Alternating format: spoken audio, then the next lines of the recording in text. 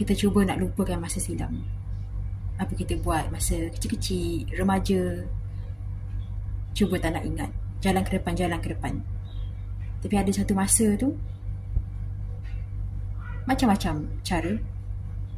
Mungkin orang lama yang kita kenal masa kita kecil-kecil, kita remaja, dia akan bawa benda-benda lama, kan? Rasa macam kenapa nak bawa benda-benda lama? Tapi kalau tengok dari perspektif lain, dari sudut dari perspektif yang positif, dari situ situasi macam ni kan, kita cuba nak move on. Dah bahagia, dah happy, dah bebas di masa silam, tiba ada orang bawa benda-benda lama.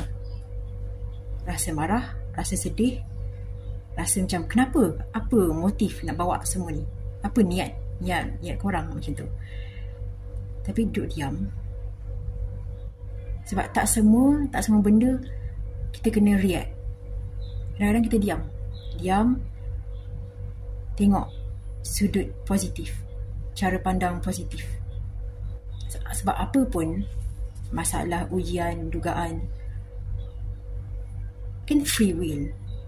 Kita pilih jalan macam ni, kita dapat macam ni. Kita pilih jalan positif, jalan yang terbaik, dia punya outcome, jalan keluar dia pun positif. So tengok, okay, dia bawa benda-benda lama, okay, jangan gaduh masa siapa, jangan balas dendam masa siapa. Tengok diri sendiri dengan diri sendiri. Tengok apa situasi macam ni, okay, situasi macam ni, apa benda ni cuba nak ajar aku, cuba nak bagi tahu aku sebenarnya. Dia mesti ada something, mesti ada sesuatu cuba nak ajar aku jadi lebih baik daripada sebelum ni. Apa benda tu? Cara Fiza pandang, dia nak buat Fiza betul-betul move on. Move on ni bukan lari tau. Lagi lari, lagi kita rasa macam masa silam kita teruk, masa silam kita menghantui kita.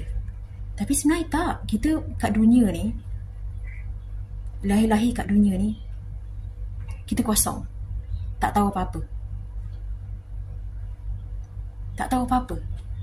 Sebab itu kita buat benda ni, salah, jatuh,